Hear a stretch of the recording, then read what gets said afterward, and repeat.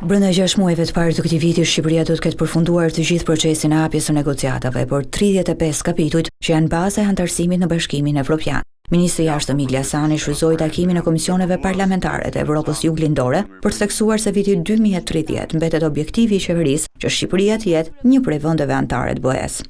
Më shumë se kur jemi më pranë hapit të ardhshëm të këtij rrugtimi e përkushtimit të qeverisë për të përshpejtuar reformat ka vendosur një standard të ri për vendin tonë.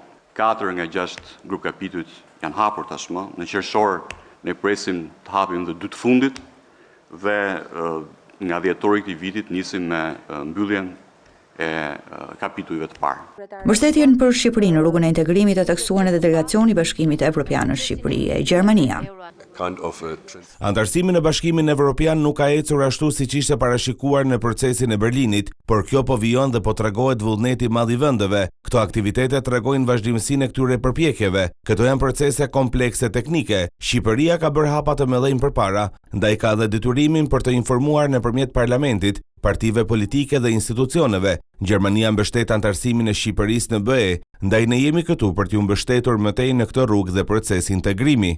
Që BE të jetë stabil, duhet të kemi edhe këtë pjesë të rajonit në Bashkimin Evropian. Zgjerimi është qëllimi strategjik i ynë dhe në kuadër të asaj që po ndodh në Ukrainë. Ne po mbështesim zhvillimin socio-ekonomik, duke ju mbështetur juve në reforma.